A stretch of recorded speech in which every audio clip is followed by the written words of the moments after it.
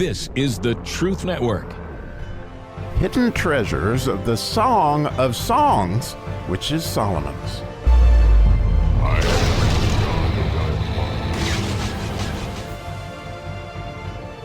How fun. We get to take another deep dive since we're in the water today in the mem verse, the letter mem in Hebrew meaning water in so many ways and also meaning Torah and certainly Messiah and Moses. All these different things have to do with the letter mem.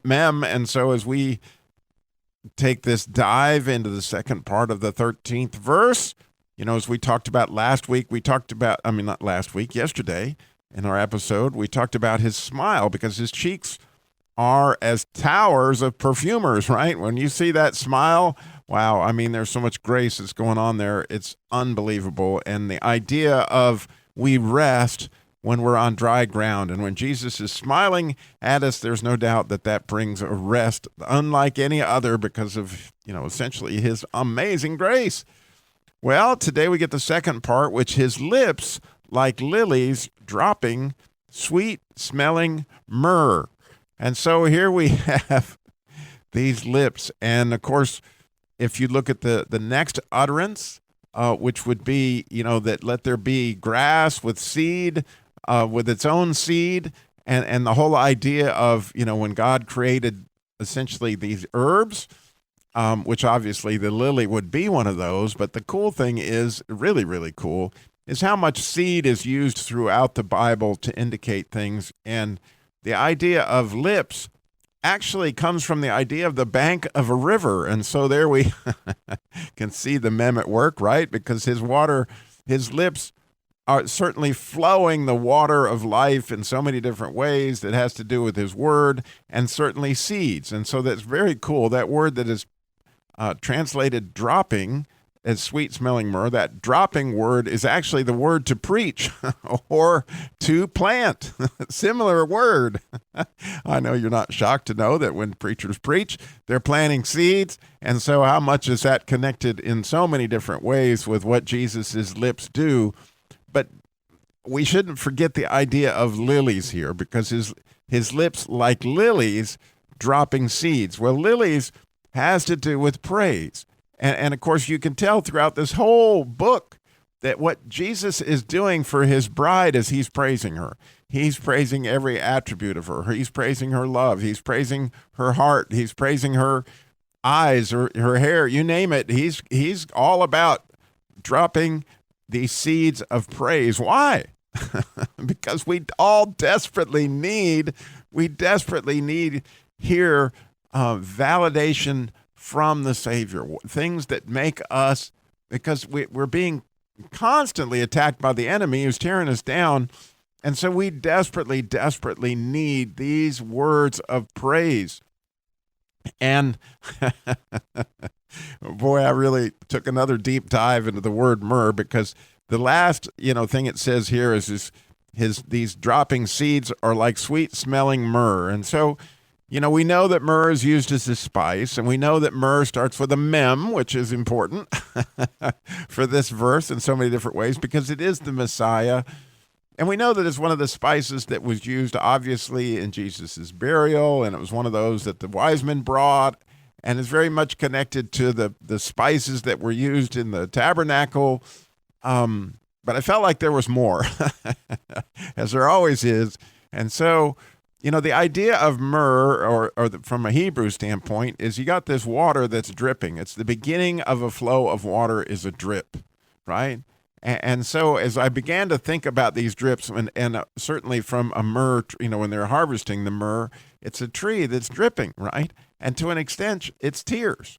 And so I decided to take another look because I've always thought of tears as living water, as I knew that there were endorphins, which are the feel-good kind of hormones. But the one I discovered this morning that really makes all kinds of sense I'd never considered when it comes to tears is oxytocin. Now, oxytocin is an interesting hormone in that some people would call it the love hormone, and it has to do with, in fact, some people call it the cuddle drug, that it stimulates attachment behavior. Well, think about tears, right? That when we see that, for me, if the end of any good movie, I'm going to be crying, right? Because I long to be attached to what it is that I'm, that's why, grief brings tears, because it's an attachment thing. And that apparently oxytocin does a great job in my case of wanting to make me connect. And so I love that attachment is a huge part of the Christian journey, right? It has all this to do with the idea of our statutes, right? That we want to be united in Christ. And so think about how much tears, our living water, are connected to being attached to Jesus.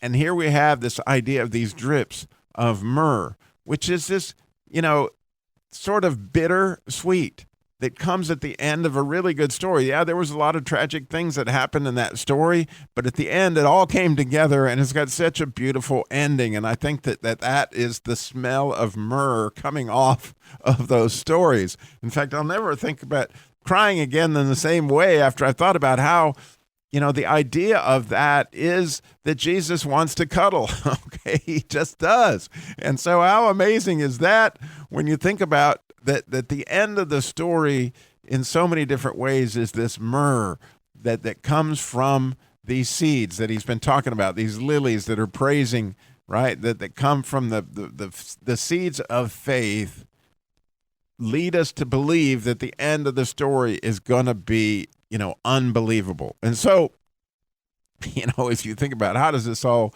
work out, I just want to share my little mem story. Yesterday, I went for a walk.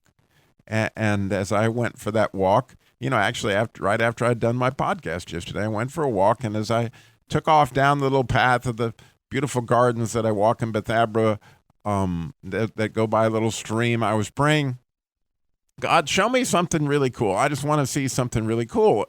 And I heard him say, well, listen, right? And sometimes I'm smelling to see what I can smell. Sometimes I'm looking with my eyes. But what he told me this time was to listen.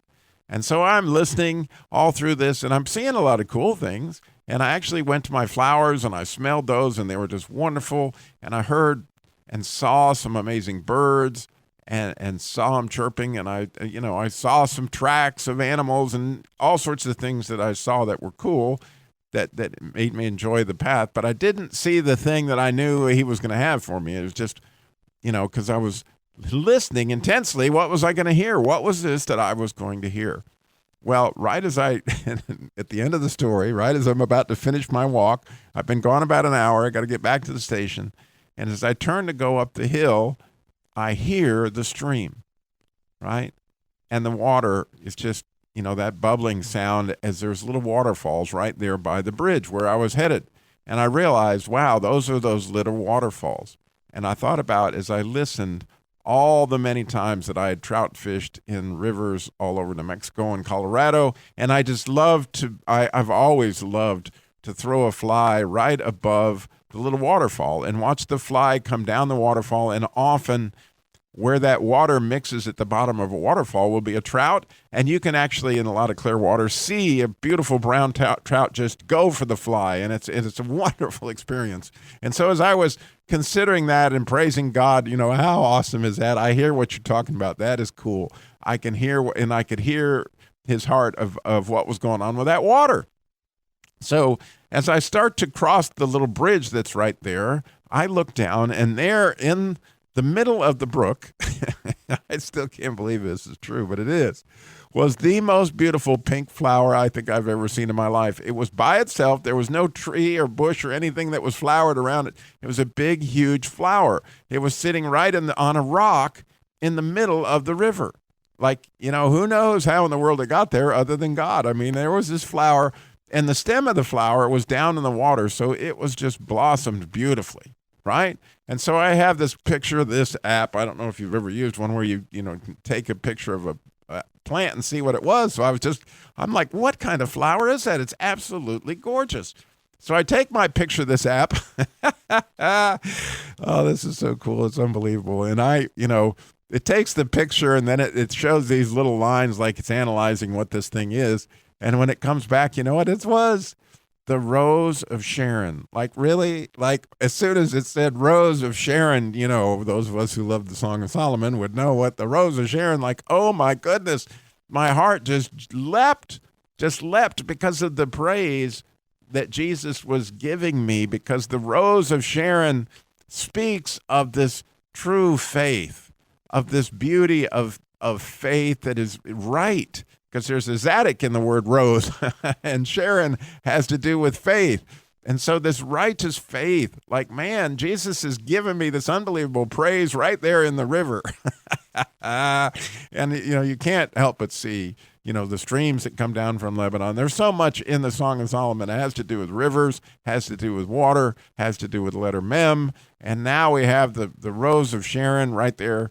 And then I got to do this verse this morning as I thought through this, cuddle drug that's in our tears, like attachment, not, and I think about all the things that have to do with mourning. How wonderful is it that those tears make us want to hug one another and share the grief? I mean, and therein lies a big part, a huge part of what all those seeds are doing, is they're planting seeds of faith that we could grow together to be the bride of Christ. How beautiful is that? And I'm thankful. I am really thankful that you share these with me. I can't tell you what a delight it is to share it.